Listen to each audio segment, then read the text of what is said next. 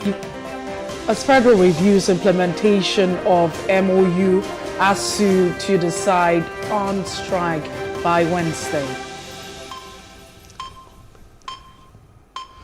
Pressure mounts as President Muhammadu Buhari reportedly returns Electoral Act Amendment Bill.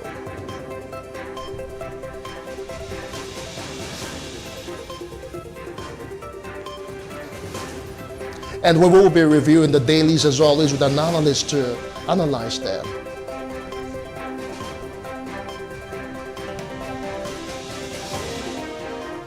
Welcome to The Breakfast on PlusTvAfrica. I am Justin Akadonye. And I am Mercy Bopo. It's good to be back on your screen this Monday morning. Yeah, we trust you had yourselves a rested weekend. We'll begin as always with top trending, basically, which is issues and stories that are just making the round across various social media platforms, and of course making topical conversations around the world. And one of the issues that actually caught my attention over the weekend is the COVID-19, and from what we hear, there are talks about expired COVID-19 in Nigeria. The federal government has actually come out to say that some of the donated vaccines under the COVAX program, actually had shorter shelf lives. It's as though the COVID-19 vaccines that were sent to us, under the COVAX program, were almost like dumped on us. Vaccines. We're looking at what's the population of the entire, country, over 211 million persons, and how much of the vaccines do we have available? So yes, that's on one hand, because if you remember, these countries would probably have to produce enough for themselves. And when they produce, they would have to send to the countries that they probably would categorize as A-list countries before it works with time. So the time of, filing and documentation and having it been shipped into Nigeria and arriving is also another factor. So yes, there are a lot of issues surrounding the fact that we have about 1 million or thereabout, or over 1 million doses of expired vaccine in Nigeria, which is an entire waste, if you ask me, because we have actually wasted money. If we were saying that it was just really charity, that they donated that to us, we didn't have to pay from, the coffers of the Federation accounts. So on the other hand, so you look at the entire process and procedure of trying to get the vaccine. A lot of persons have not been vaccinated, not necessarily because, yes, we understand that the vaccines are not really enough, but on the advocacy to ensure that we disabuse all of the misinformation surrounding COVID-19 and, of course, the vaccine itself. So we haven't really done so much. No, we haven't. And the issues so next thing you're thinking of a booster shot. So how do you match all of this? You have expired COVID-19 vaccines just in front of you. Weren't there enough plannings before that? You talked about delays in shipment and all of that. My problem is that you should factor in, time, getting these vaccines into the country, check the shelf life of the vaccine. I know exactly how to go about it. And then again, you are actually, saying that civil servants who have not been vaccinated, should not be allowed entry into workplaces. I just don't get how it works when you've not made enough provision to ensure that the average Nigerian gets vaccinated. On top of, on the other hand, generally we have a big issue of trust. There's trust deficit. I guess. And that's why every time you have a misinformation, you will need a very strong information to counter your existing. It's a thought pattern. So you probably need to push something out to change the narrative. And so that what people constantly hear, what you constantly listen to, what you constantly hear over time would form a belief system. So we need to find a way to change, and that's solely on government. Yes, I'm not going to say as much as I would give, government the bulk of the game. And that's why you have the Ministry of Information and Orientation. And I constantly ask myself, how much of this advocacy have we carried out? Not necessarily, we would also say, yes, the urban centers and the rural community. We haven't done enough. So that's also a case, because you also have vaccines that you've gotten that are not even enough, and then you have not been able to convince people to get it. Then you begin to use the force approach and saying, oh, if you don't get it and all of that. We also had people reacting saying, we got the vaccine, in November, and some other persons are saying the first dose that we got were also told that the vaccine would have expired. You're also in the same November. So we cannot be careless about all of these things. But just in as much as we're highly dependent on, the Western world for vaccine, all of this is expected. You can't, because it might just be a week to it and then they push it down to you. What would you do? You're not going to bid, even with your money. That's the point. Because it brings us back to that conversation where we constantly say, for how long will Africa as a continent and Nigeria constantly depend on the Western world? Don't we have what it takes for us to come up with a vaccine? We have virologists, we have scientists. Why are we not really explore it, so that we could actually, over time, not depend on, handouts and, things just being dumped on us, so that whatever we see is what we get. No, we should move away from that. The conversation right now should be, what investment are we putting towards research and development into creating our own vaccine, so that way we would know that, it's 12 days to Christmas. And about 18 days to the end of the year. I know a lot of people are actually doing end of year activities. People are sending hampers. People are sending out. Have you gotten hampers already? Well, I have some. Don't ask me. I'm not going to share with you. People are already getting Christmas gifts. People are getting bags of rice, vegetable oils, and a lot of things that come with the season. But the story right now is that the scientist is actually someone in the Presidential Amnesty Committee program. They have planned to spend 100, wait for it, Mercy. They're spending a whopping sum of 187 million naira to organize a million for end of year activities. 187 million. Let's be very realistic. Maybe you need to make some excuse for them, because if you also look at the cost of goods and services, across, there's been, in reality that the price of goods and services has skyrocketed, and you want to agree with me. So maybe that's just enough. But it also reminds me of at the time where I was in school, and the first class I had to attend, I had a lecturer who asked a question. He said, who can define what an Owambe government is? So you see, he was asking the question of what is an Owambe government? And that really got to me, because in my mind, so I said party, because I know Owambe has to do with party. So Owambe government party. The truth is, as much as I would want to say yes, the cost of goods and services is actually on the high, and you want to look at what the value of the naira is right now, that might just be on the right track. But on the other hand, you find out that we spend so much on things that are not very relevant. That's why budget and the capital expenditure and the recurrent expenditure. And you find out that we spend so much on the recurrent, and the recurrent would include the cost of running governance, administration, paying salaries, and all of the spendings that we have. And all of this does not translate. They would ask you, show me a country that is headed towards development, and you would see a country that spends a huge chunk of a budget for infrastructure, that's capital. Because at the end of the day, it would translate into infrastructures. You would see them, and business, individual, private sectors would thrive, and they would that. But I'm also saying that look at how much we're putting out, right? So you want to begin to ask yourself, instead of what is the salaries? What are they earning? Those who are earning, how much is their salaries at this point in time? What is the working condition for all of them? Because instead of having all of that together, I think that we can digest, push that, shift all of that monies and resources, to ensuring that they have better working condition. The road infrastructure is working, life is comfortable. They have a problem, but it's fine. All right, fine. 187 million will be actually following that story, and we'll also bring you details, of how the money is going to be expended, maybe on rice, chicken, or free hammers. But then we'll let you know as it progresses.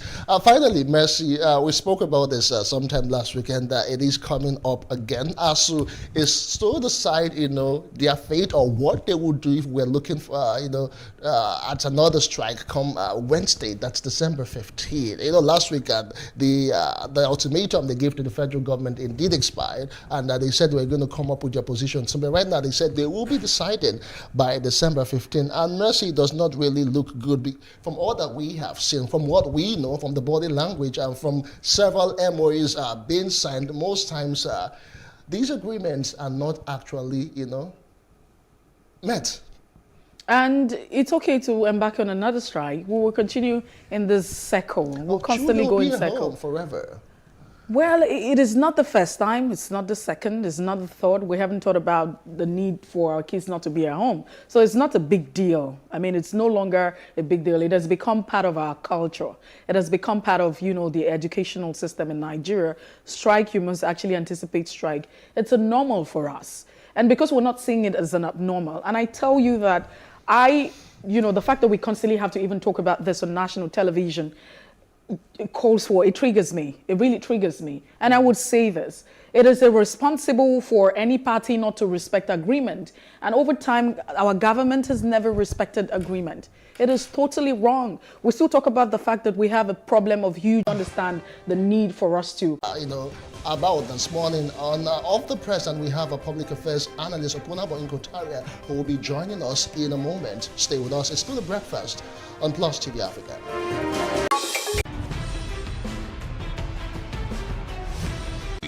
The voice, the story, be changed for the better. Join Mamude Akuga at 9 p.m. every Friday evening on Plus TV Africa as he probes deep in search of solutions. Inside the Niger Delta with Mamude Akuga, the authentic voice of Nigeria's oil-rich region.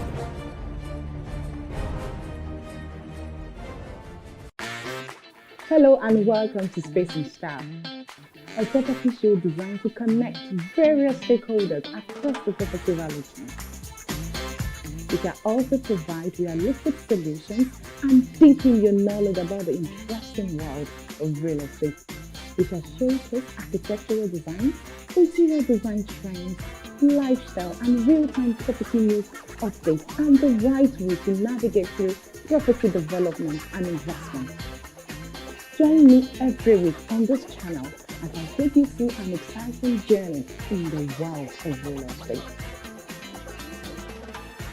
Space and Style, 6:30 p.m. on Saturdays and 5:30 p.m. on Wednesdays.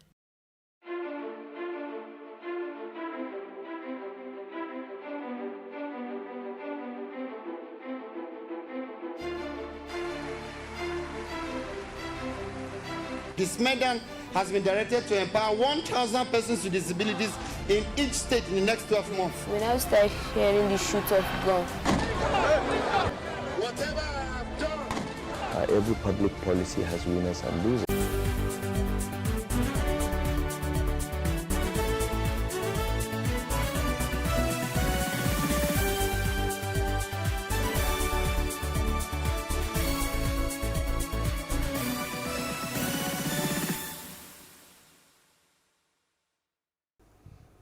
Welcome back to The Breakfast and Plus TV Africa. It's time for Off the Press, where we take you through the front pages of our national dailies. There's special prayers in North, and that's the bold cap, right, as you find underneath the bold caption. ECOWAS leaders must save region from insecurity. NFF sacks Gannett Raw, appoints an interim coach. Find out all of the details this morning. Right away from the leadership, we'll move on next to the Daily Pact. Federal government reciprocates travel ban against UK, Canada, and Saudi Arabia. That's the main story. Then reactions as the Emirate turbans Buhari's son. Just below the masthead subsidy, Daily Trust economists seek injection of 2 trillion in education, health. All right, what Buhari is doing to tackle insecurity, that's according to the president or presidency. If you want to find out, check the Daily Trust for that. Pandemonium as kidnappers invade Taraba market, abduct traders. More stories on the Daily Trust this morning. Federal government college burning Kebbi 181 days. That's following school children in captivity. All right, let's see if we can take more. 188 million transactions recorded on e-Naira platform. Since October, 2 months, 188 million. Fine. Now, NFF sacks Janet Raw, appoint Iguavan interim Super Eagles boss. Imo monarchs abducted places, or palaces rather, set on fire. Those are the main stories you can find on the front page of the Daily Trust this morning.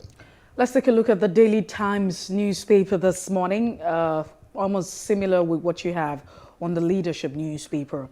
Buhari to ECOWAS leaders, we must, is quoted to say. Nigeria is not being governed, says Utomi. You also find federal government to ban flights from the United Kingdom, Canada, Saudi Arabia, and Argentina. This is some of the headlines on. Next to the Punch, airlines to come to Nigeria or percent in 1 week. Nigerians shun safety rules. Court stops trial of ex-army chief, offers over 13.8 billion naira fraud. Reps invite Malami Adebayo FIRS as controversy emerges over tax holidays. Just above that one on the blue strip there, over 500 million pushed into extreme poverty over healthcare costs, according to the World Bank and WHO. Just below the pictorial there, Buhari governors orders mourn VIP strong. Obomosho Asong dies at 95. Ghanaian, 2 Nigerians nabbed with 10 kilograms of cocaine, 1 million tramadol capsules seized. All right, a wife bolts door as Ogun pastor allegedly rapes teenage chorister. Couple arrested. Kogi drags EFCC to court over controversial 19.3 billion naira fund, demands 35 billion naira. Again, gunmen invade Ekiti local government, abduct businesswomen, smash farmers' head, 53 UI lecturers' salaries not paid since December 2020, according to ASU. Buhari, okay, that's all we can find on the Punch newspaper this morning. All right, let's head straight to having Opunabo Nkotari join the conversation this morning. We do appreciate your time. Once again, good morning, and thanks for joining us. Good morning. Good morning. Okay, so let's start off with the leadership newspaper this morning. I mean, the concerns about insecurity in Nigeria and the fact that you also have some quarters calling for prayers. What are your thoughts? You can also join that with the president calling on ECOWAS leaders to save the region from insecurity and COVID-19.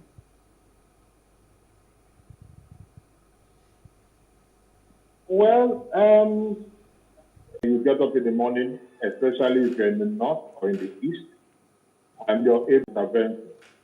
There is nothing wrong, especially when you consider the fact that these are declared the bandits terrorists is now going for crimes that are the kill. They don't consider your religion. They don't consider your ethnicity. All right, Opunabo, let's slide on to the Daily Trust.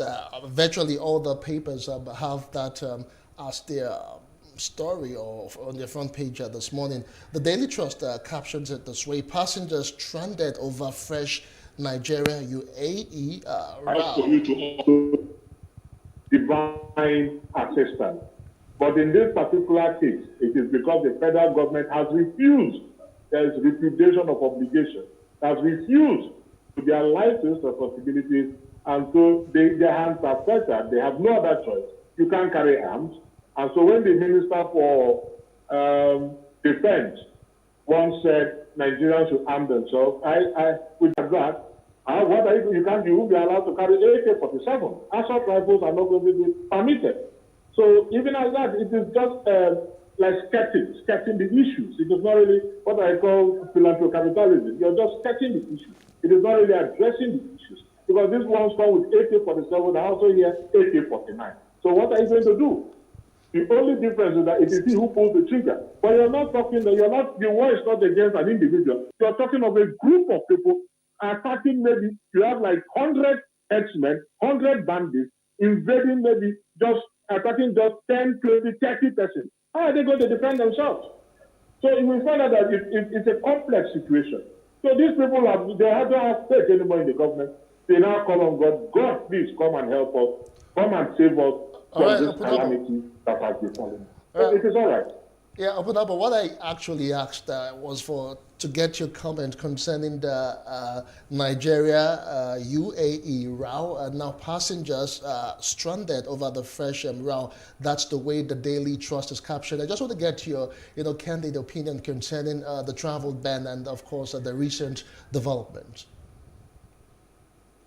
Well, as far as I'm concerned, the travel ban is complete. unnecessary. To me, these are just specious reasons. I believe there are other. If you have to ban, there has to be some extenuating circumstances.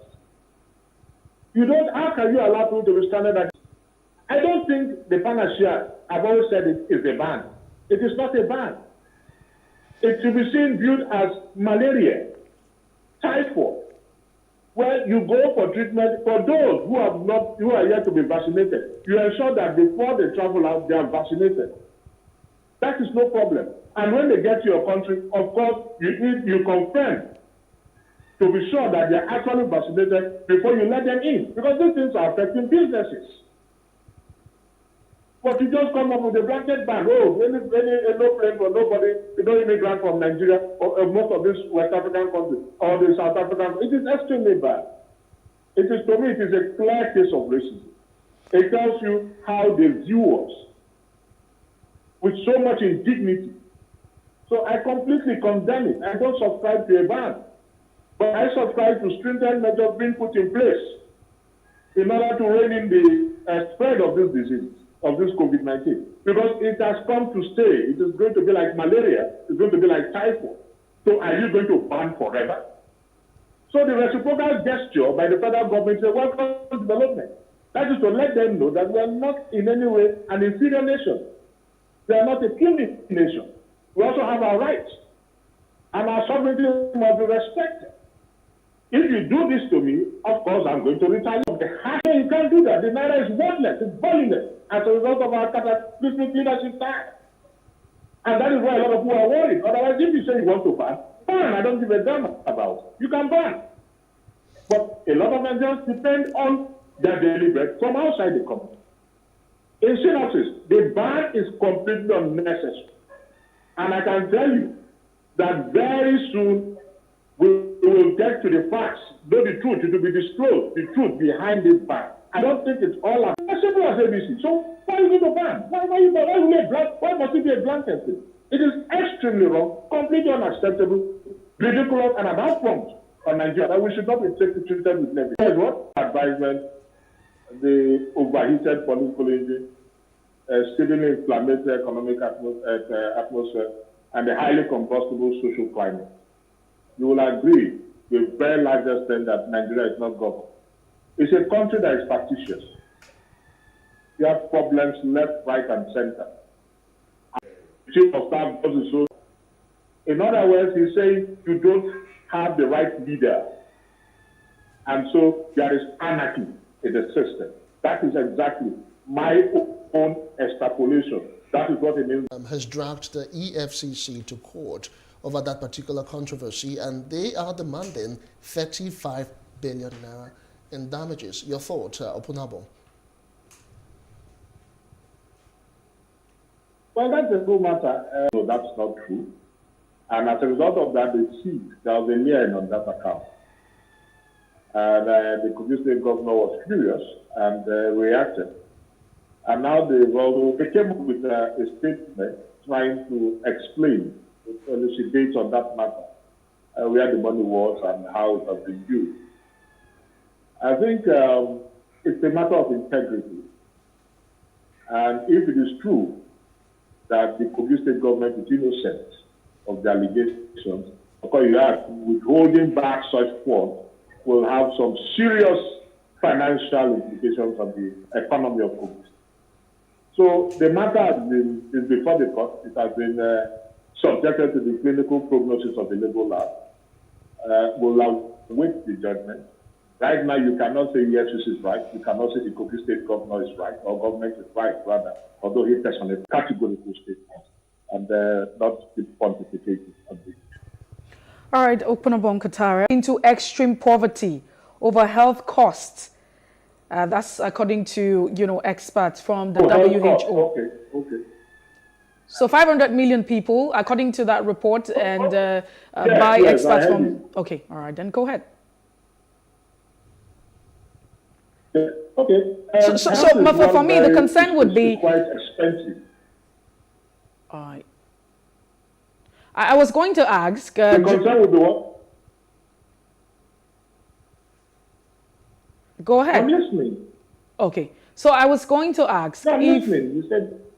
I was going to ask if you think that, you know, the cost for... And when you fall sick, there is nothing you can do other than resort to medications, which is health.